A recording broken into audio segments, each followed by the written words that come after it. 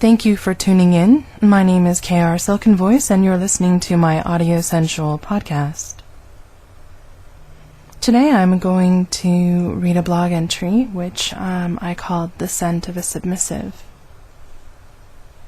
She squirmed delightfully. Her squirming couldn't have been more artful if she'd intended it, but given her discomfort, I doubted she was aware of how she kept shifting in her seat. Normally I would have been kinder to her, to this young woman scarcely out of her teens, but something about her brought out my inner sadist instead of the nurturer. It was the scent of submissiveness. Most cannot distinguish between vulnerability and submissiveness, but a natural dominant can taste it in the air, and this girl had my subdar beeping. She was aroused, embarrassed by her arousal, and aroused by her embarrassment. Hence her squirming. I leaned forward to stroke the backside of my footstool, Mika, who purred in response. A good girl, that one, very compliant and eager, oh so eager, to feel a firm hand on her bottom. The front of my yukata fell open further, revealing more of the patent leather bustier that mounded my breasts impossibly high. From the corner of my eyes I saw the girl lean forward. Her breath caught. I looked over my shoulder and gestured vaguely, and the boy came forward carrying one of my grandmother's porcelain tea services on a silver tray. Jacob served me 1 day a week for 2 hours and paid for the privilege of doing so. Apparently it's difficult to find a woman who appreciates panty boys. He was honored that I'd chosen him for the humiliating task of serving tea to my vanilla guest wearing a lady's camisole, silk panties, stockings, and heels. His hair gleamed as silver as the tray when he bent over to place it on the table. "Cream or sugar?" I asked the young woman when the boy had poured tea into a cup and looked in her direction. "Neither," she said after a pause. The boy handed her a cup, bowed, and then brought me mine. I tousled his hair as a reward, and he gave me a tremulous smile.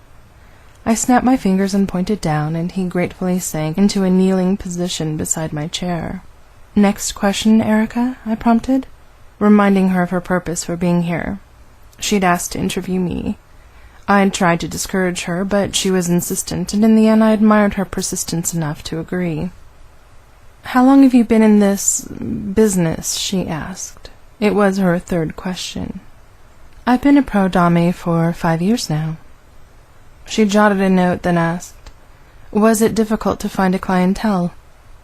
"Not really. There are many more submissives out there than there are dominants." I ran my fingers through the boy's hair. "Within a year I had enough word-of-mouth traffic that I had to turn people away." Her eyes widened and she squirmed again. "You've provided me with a list of the services you provide. Thank you. What I would like to know is why people would pay to have these sorts of things done to them." She cast desperately curious glances at both my footstool and the boy. "Girl," I said. "Yes, mistress? Do you want to answer her?"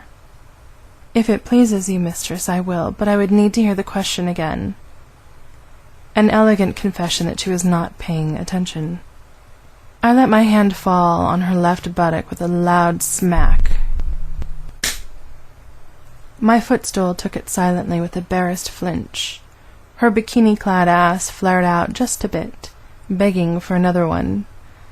As I leaned back, the tie on my robe loosened completely, and the fabric fell open to reveal my full attire. Bustier, paddle, velvet boy shorts, and thigh-high boots.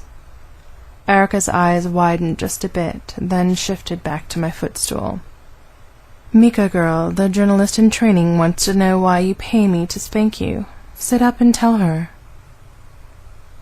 I removed my booted feet from her back, and Mika sat up, resting her lovely broad bottom against her heels. "Mistress understands me. She understands that I need pain in order to fully experience pleasure, and she knows that asking for pain does not mean asking for abuse." Mika's sweet contralto trailed off for a moment. "I trust her. I trust her to give me what I pay for, and to respect the terms we've agreed upon, which frees me to surrender to the experience, experiences I would not otherwise have without some personal risk. Personal risk? My interview asked Mika. Mika looked at me for permission to respond. I nodded. I've asked her for what I wanted from boyfriends in the past, but they did not know what they were doing, and sometimes I was injured. Oh, okay, I think I understand, she said, obviously not really understanding. No, you do not. I stood up, shrugged off the robe, draped it across the back of the armchair. Moving to stand before the girl, I took an assertive stance and watched her. She didn't know what to do with her eyes. They jumped all over the place, bouncing from my breasts to boots to the leather paddle swinging at my side. Her hands twitched, sending her pen flying. I gestured for the boy to fetch it, and he brought it to me, palms up and head bowed. I took the pen and tapped it against my thigh. Her eyes followed it. Why are you interviewing me, Erica? I'm working on a series for the weekly. And why this particular topic? Why? She asked dumbly. Yes, why this topic?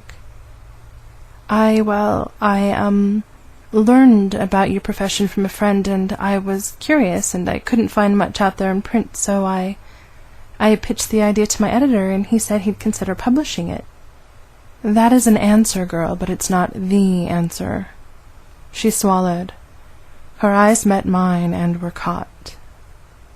You were more than curious when you heard about us. You felt a naughty tingle, something that delved into secret sexually charged places in you, didn't you? She nodded slowly. I've been watching you, girl.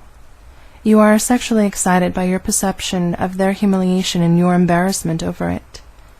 Don't bother denying it. I can smell your arousal from here. She blushed scarlet and squirmed half out of her chair.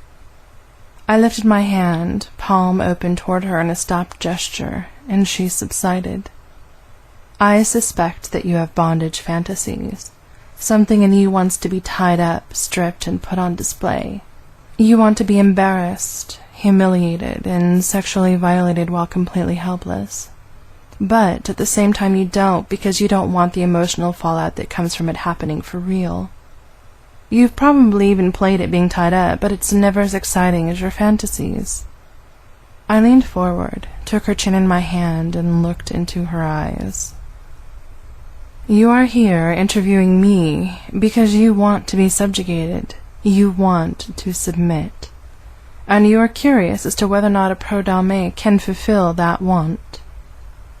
Silence. She blinked. A single tear rolled down her cheek. Come now, girl, answer the question, why this topic? Something is missing, she whispered. And when I heard about ProDommes, I got excited on so many levels. Good girl, I said. I collected the teardrop and rubbed it between my fingertips. I strode over to the armchair, sat down, and gestured for Mika to lay across my lap. Erica cleared her throat. I shot her a stern glance. This interview is over. If you want to remain, you will be silent. When I've finished with these two, we can discuss arranging a session for you. I switched my focus to Mika, giving her my full attention. She was paying me for it, after all. Now, girl, it's time for your speaking. Will you need a ball gag again this time, or are you going to be a good girl? I think I will need a ball gag, mistress, she answered. Ah, she wanted a thorough thrashing and the freedom to really let herself go. Very well, then. I gestured for the boy to bring the ball gag I'd set aside earlier, then untied the paddle from its place at my waist. I held Erica's eyes for the first fall of the paddle against Mika's pale ass.